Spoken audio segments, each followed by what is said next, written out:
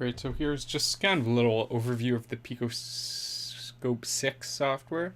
So I've loaded this without a device. So this is the demo device it gives you by default. So you can switch on any of the channels, and they have a few different waveforms. And you can actually change, if you open the signal generator right there, you can change, what waveforms you want on each channel, and you can define your own even. So they just give you some basic options. Anyway, so for the PicoScope stuff, let me switch off all but one channel here. At the bottom is where you set up the trigger, so I can set the trigger to auto, and the real scopes may have this ETS, equivalent time sampling mode there. So this is pretty standard. You can switch trigger edge or trigger level, and if you hit this gives you the more advanced trigger options. To get the rulers, what you have to do is, they're just this little point here, so you just pull out that square from the origin. There's only 2 rulers, unfortunately, it seems. I haven't found a reference to having more. Sometimes it would be nice to have more, but so be it. For each channel itself, this little down arrow by everything means there's more options. So for example, here's where you switch the type of probe you have: 10 times probe, 1 times probe. There is the resolution enhancement feature, which uses effectively software to increase your resolution, and it does this by giving you a time average. So if you hit this help, it talks quite a bit about that. So here it's saying, for example, if you increase it by 2 bits, it's averaging 16 samples. Anyway, so I will disable that.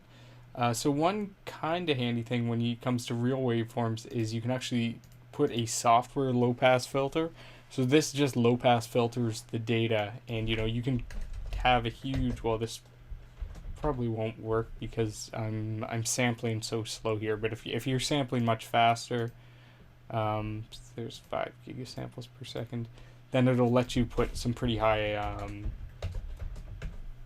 frequencies here. So this is really nice for cleaning up figures if you just want them to look nicer. That's actually quite a handy feature, especially because it's variable. It's not, there is always the analog bandwidth limit, which isn't in the demo device, but the real devices typically have that. This is also where you would set the analog offset. On the demo device, it actually doesn't seem to work. Maybe I should have used a real scope for this, but I wanted other people to be able to play with this. Oops. And you can also, there's sort of a calibration for the 0 offset. Alright, so you can switch to the different modes. There's the persistence mode, which shows you how it varies, so you can switch the, so you always have this option, so you change around saturation, the mode, analog intensity, or digital color. So the digital color is probably more useful. The analog intensity is sort of what the old scopes used to be, and of course you have your frequency domain, where you have the various options. So I have some other videos showing you more of those.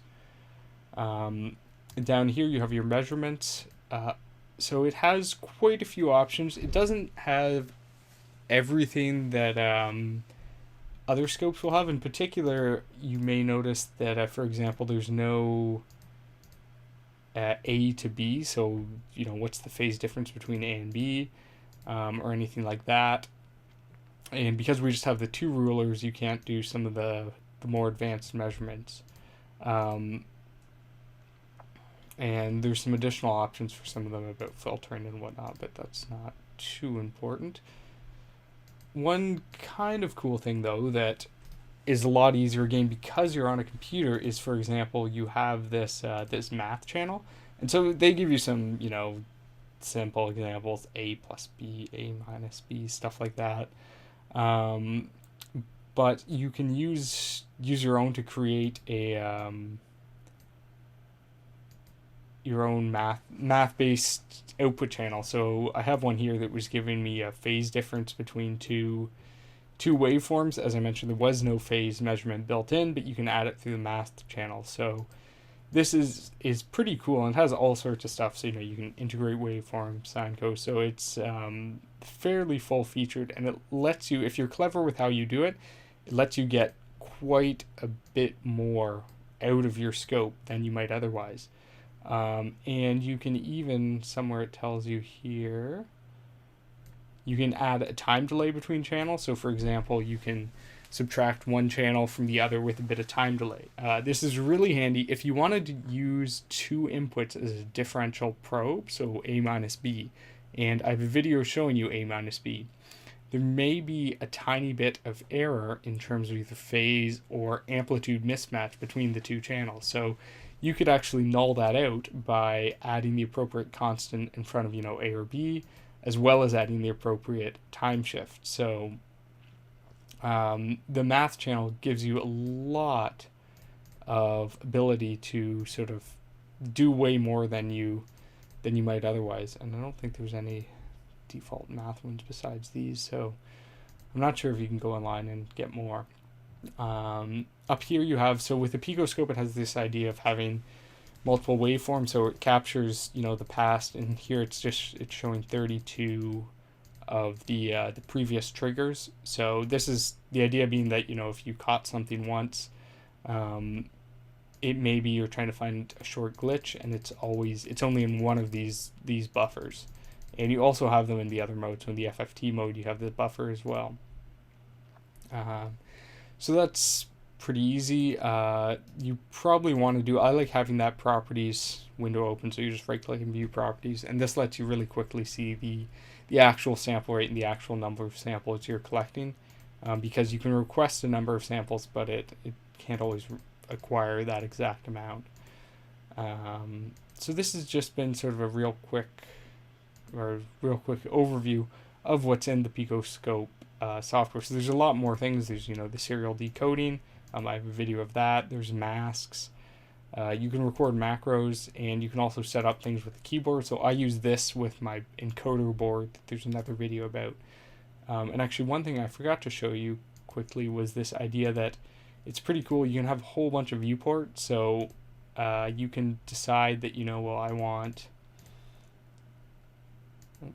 Sorry, I need to add a new scope is what I wanted to do, and I can just drag that scope over here, and I can decide what channels I want to be on each one. So let's turn on a few channels, and I don't want this so cluttered. I just want channel B there, and I want channel C here. Oops, I screwed that up. Didn't I? Let's put channel B here, not C. And then you can say, well, actually, I also want a FFT. So you can add an FFT somewhere.